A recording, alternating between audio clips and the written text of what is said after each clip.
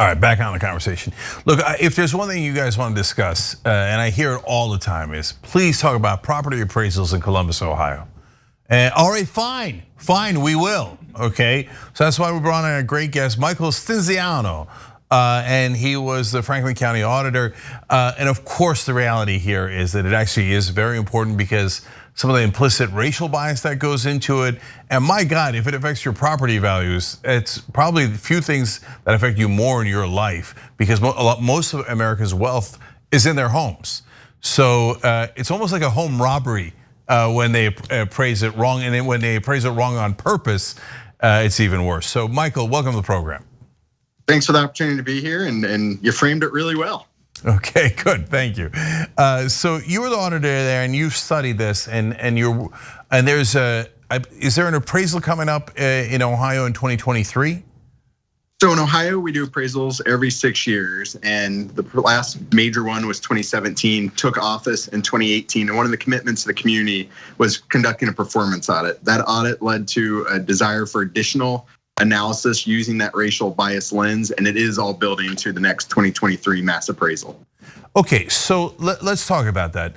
What did you guys find in the audit? And so both for folks who are familiar with it and are frustrated by it, but maybe even more importantly for the folks who are not, racial bias, what do you mean? Is it real? So tell us what you found. So the performance audit that was conducted based on the last 2017 mass appraisal really showed that there were areas within our Franklin County, Columbus, Ohio community that weren't being graded the same. So properties that were similar size, similar features, yet you could look pretty easily based on the history of redlining in our community that they were being disproportionately graded in different ways. From there, wanting then to look further, had a great partnership with the Kirwan Institute, which is through Ohio State University, really looking at that racial lens. And what they found in the last decade, so from 2017 to about 2019, that if they were traditionally more white areas, they had a higher increase in valuations. If they were more traditionally minority areas, they had some of the larger devaluations. And so that was the concern. And so what we're looking now is how to address that, make sure our appraisal process is addressing any implicit bias, understanding that the policies of redlining have compounded to create this issue, and really working hard to make sure that all property owners understand that their value is accurate and fair. So Michael, before we get to why, so I just want to make sure that I'm clear on this. We're not talking about, hey, the houses in Beverly Hills cost more than the houses in Compton. We're talking about similar houses, and basically my question is, how do you know? So very complicated appraisal, a process that gets conducted, but and sales come into it, but we have the features. We have a property card for all in Franklin County, 450,000 parcels. And so we're able to look with that piece as a component. Then when you look further with the location and into that grading component, that's where we felt there was more that could be evaluated. And so we asked the first performance audit folks, do you think there could be additional analysis needed here? They agreed. We conducted that. And so that's when that additional study occurred. Yeah, so I don't want people to get mistaken and think like, oh yeah, well of course the houses in Beverly Hills cost more, not just in Compton, but in my neck of the woods, in Kentucky or wherever I am, right? Of course there's different property values. The question is when they're similar size, similar plots, similar houses, and sometimes very near one another, but there's almost there used to be a literal red line, at least on a map, that separates them. And then you have different values on that. And it turns out it's because one area is black and another one's white. Then we've got a real issue because God, like I said, almost all of your wealth is in your house if you're an average American family. And so if they're artificially saying your property is worth less, they're in a sense robbing you of a huge percentage of your wealth. And so that's why what you're doing, Michael, is so important. But go ahead, sorry. So we agree. And that was the biggest concern, that there's an opportunity to address some of the disparity, not just in our community, but from the historical policies that were created. The opportunity of these homes being a opportunity to move through economic progressions, being in a better position, that wealth building is important. In Franklin County, we have what is always deemed in the last 5 years one of the hottest real estate markets, but that's not being shared equally by everyone in our community. And so that's where the evaluation plays such an important role. So Michael, before we get to why they're doing it today, tell us about the redlining that happened in the 1930s and beyond, and because a lot of people might not know what that is. So prior to my service at the county as county auditor, I served on Columbus City Council, and our council president maintained one of those maps, held it in his office to show the history of our community and how over time systematic processes were put in place that certain neighborhoods were not going to be able to receive the same loans, that there were racial covenants put in place, that it really impacted the ability of people based on race to move through different communities, different neighborhoods. And Columbus, Ohio, very similar to a number of other jurisdictions, not only Ohio, but across the country, where that process was done intentionally to make sure that certain communities, primarily African American, weren't able to advance and be kind of packed into certain areas. On top of that, in our area, you saw highway systems come through, and just depending what side of a highway you live on makes a huge difference, unfortunately, through the nature and history of what the appraisal process has been under Ohio law. Yeah, so guys, it was not at all subtle, and it was not accidental, it was not implicit, it was explicit. And it was not just in the 1930s, it went all the way to 1977 until they passed the Community Reinvestment Act. And then it continued probably informally afterwards, but formally it continued all the way through the 70s. And it wasn't just segregation. It wasn't that we were separated. It was that on top of that, you layer on top of it. Okay, now the areas that are segregated in black don't get loans. They get lower property values. I mean, it's just brutal in how they systematically robbed the African American community of the wealth they could have had, right?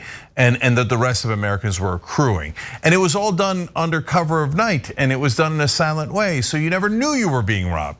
And so, although of course a lot of people had access. Now today, it's if a banker took out a red marker and drew a line, he'd be in a lot of trouble if people found out. So how does it happen today?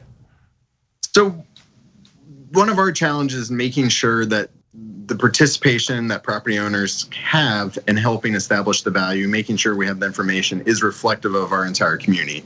And it's been very clear in my few years as county auditor that we don't have that shared participation. And so again, not intentional, but without property owners aware of that history, aware of their role and ability to play a part of it, it continues to compound the concern and the issue. And so today, it's just kind of been built off of the previous system. We're digging in, we're making sure they're appropriately valued, addressing those land grades, but making sure that we have the participation, education of our entire community. And so when they're valued in a certain way, the concern here is that it's gonna affect the sale price when they eventually do sell, right? And that's where they can make a $10,000 difference, a $25,000. These are big numbers. Am I understanding that right? Absolutely, and I would say more than 10 or 20,000, upwards of 50, 100, 150,000, and that has a huge impact on being able to move through, that starter home to the next home, to growing other additional wealth that housing provides in our country.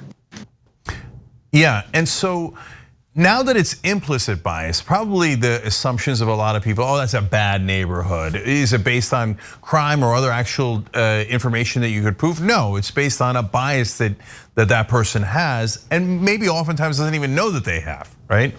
And so go ahead, Michael, no. So that's been the part of just the appraisal process. It's an industry as well that doesn't reflect the diversity in a Franklin County community. And it isn't intentional bias. That's been one of the challenges we've had in working with some of our staff. We're not calling anyone a racist, but we understand that there were racial history, implicit and explicit actions that occurred that led to this discrepancy.